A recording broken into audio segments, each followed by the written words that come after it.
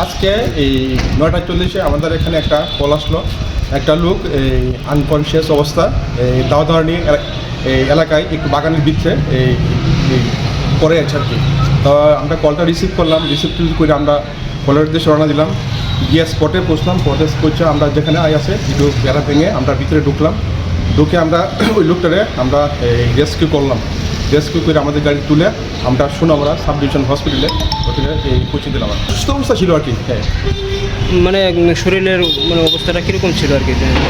লোকটা আজকে আমার মনে হয় এই 1-2 দিন মনে হয় এখানে পরে আছিল। হ্যাঁ, অসুস্থ অবস্থায়। হ্যাঁ, রাস্তার আশেপাশে এই পথচারী দেখে আমাদেরকে কল করলো আর কি।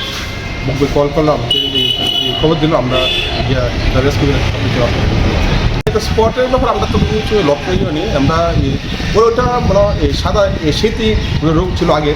হ্যাঁ, আর এছাড়া তো আমরা কোনো না গায়ে এই দুর্গন্ধ, ধরুন একটা লোক 2-3 দিন এক জায়গার মধ্যে বসে আছে, শরীরে দুর্গন্ধ আর কি।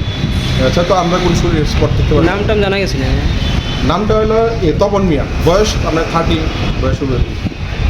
নাগাদ ওই ফায়ার সার্ভিস থেকে ওনাকে নিয়ে আসা হয়েছিল। ওনারা যেটা বললেন, একটা বন থেকে উঠিয়ে এনেছে, সমস্ত শরীরে পোকা টোকা পেলাম আমরা, পোকা হয়ে আছে, আর সমস্ত শরীরে হয়তো পচন মানে ধরে যাচ্ছে এরকম অবস্থা। অনেক দিন ধরে হয়তো উনি খাওয়া দাওয়া ওনার হয় নাই এরকম মানে দেখে মনে হলো। আর অ্যাট প্রেজেন্ট মানে এমওআইসি স্যার মানে ওনার নির্দেশে আমরা মানে পেশেন্টকে স্নান করালাম।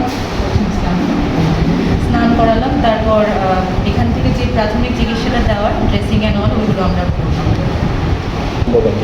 পেশেন্টকে ভালো করে ওয়াশ করা হয়েছে, তারপর অ্যান্টিসেপটিক সলিউশন দিয়ে ভালো করে ওয়াশ করা হয়েছে, তারপর ড্রেসিং করা হয়েছে, আর এইগুলি করা হয়েছে। পেশেন্ট ভালো করে কথা তো বলতে পারছে না, প্রচণ্ড দুর্বল, সমস্ত শরীরে পোকা টোকা হয়েছিল। অনেক দিন হয়তো উনি জঙ্গলে ছিলেন, খাওয়া দাওয়া হয় নাই। প্রত্যেকের জীবনের স্বপ্ন থাকে পড়াশোনা শেষ করে কর্মজীবনে প্রতিষ্ঠা পাবার। এই দিক দিয়ে আমি সফল শুধুমাত্র একটি কারণে, সেটা হলো আমার কলেজ টিপস, যেখান থেকে গ্র্যাজুয়েশন কমপ্লিট করে উচ্চতর শিক্ষা নিয়ে আজ আমি সফলভাবে প্রতিষ্ঠিত।